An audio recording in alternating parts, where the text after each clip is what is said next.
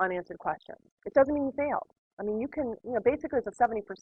You can actually unanswer 30% or get 30% wrong and still pass, roughly speaking. But don't leave it blank. Sometimes you maybe narrowed it down to 2 choices. At least pick one of the 2 you narrowed it down to. So then you have a 50-50 chance of getting it right, okay? But don't get deflated if you can't figure out the answer. Just let it go, move on, next. The idea is to pass, not to get 100. Do we have any overthinkers in the room? Yeah, that's a killer for board exams. Remind yourself that you're taking a board exam. You're not really doing coding per se. You're not getting a real chart to code. You're getting a scenario or a blip or a concept that they're testing you on, okay? Right now, my specialty is radiology. If I got a radiology question, I would tend to overthink it. Oh, yeah, that's that tissue one where they do this and da-da-da-da, and Medicare said to do this. I'm going to overthink it. I'm going to read too much into it. Oh, they're trying to trick me. No, they're not. They're trying to test you on your general understanding of the coding principles for that section. Okay, so take a step back. Don't overthink it. Okay, take the question at face value. Okay, if in the blip they say it was a complicated repair, take that at face value. If the code definition is for simple versus complicated, go with the complicated one. They'll go, well, they said complicated, but really this doesn't read like a complicated repair. No, because it's a scenario. They didn't give you all the gory details of all the work that went into the repair or whatever. Okay, so if they use the buzzword, take the buzzword, plug it in, and move on to the next question. Okay, don't overthink it. And what is your job when you take the board exam? You're not coding. Your job is to pick the best of the 4 possible answers. That's your job. And I'm gonna keep asking you throughout the day. What's your job? To pick the best of the 4 possible answers. Okay. And the more you sound that down, the better prepared you're going to be to take that board exam. Okay. They give you 4 answers, so you don't need to read the scenario and try and code it, and then go see if it's one of the 4 answers. You don't have time for that. What you want to do is look up the 4 answers and compare them to each other, probably throw out 2 of the 4, and then see what the difference is between those 2, and then go extrapolate that from the scenario. You'll know what you need to find once you look at the answers, okay? Don't make it harder on you than you need to. Yeah, so comparing and contrasting the answers.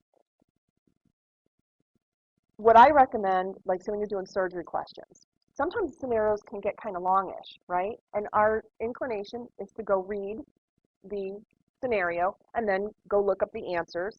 Well, when you're reading the scenario, everything seems important. Oh, I'm going to need to know that. Oh, they're mentioning size. I'm probably going to need to know that. Don't do that to yourself. If you can make yourself do it, go look up the answers first. Normally, they're within a couple pages of each other, okay? And in your booklet, you can write in your booklet all you want. Write down the gist of what makes those codes different. Maybe 2 are upper extremity, 2 are lower extremity. Maybe 2 are for simple repairs, 2 are for complicated. There's something that's going to jump right out at you that's very clear that makes them different. Okay, jot it down. Now, go read your blip. Now that you know what the differences are in the answers, you know exactly what you're trying to pull out. And it'll jump right out at you. Okay, B and D are out. It's got to be A or C. What's the difference between A or C? Measurement. Let me go back and get that measurement. Let's see. Okay? Yeah, I'm making it sound a little more simplistic, but that's the idea. Now, you can't always look at the answers first, like with medical terminology. You got to read the blip first. Okay?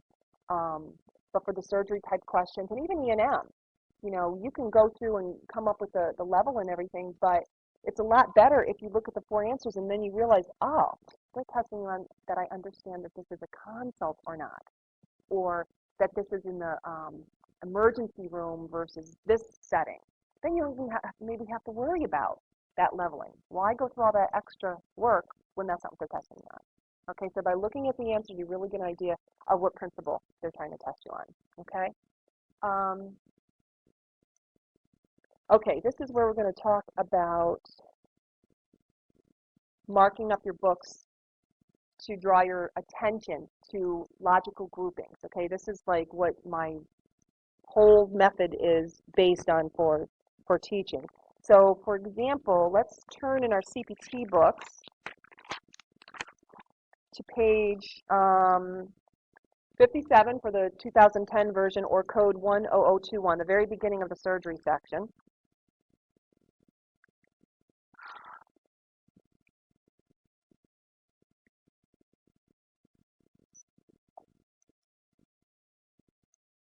Okay, I call it bubbling and highlighting. I used to have some students who were very anal, and they would get a ruler, and I'm like, don't be that crazy, okay? The idea here is, in looking at code 10040, and by the way, as I start teaching, when we're on the same page, I'll say code 040 or code 060. It's just shorthand, so you understand what I'm doing. Because this code doesn't have anything underneath it that's indented, this is called a standalone code. Okay, it doesn't get a bubble. Okay, but the next two codes, the 060 code is a parent code because it starts with a capital, right? And then 061, there's a space, there's an indentation here. Okay, so that makes this an indented code. There's nothing else underneath it, so I bubble those two together. They go together. Okay, I use pencil because you can make, bubbling errors. But if you want to use pen, you can, but I recommend you use pencil. And then the next bubble is the 080 to 081. And what I'll do is I tend to bring in any parenthetical notes below it. 99% of the time they go with what preceded it.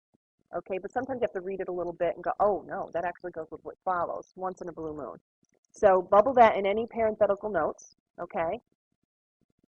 And then in the next column, we've got the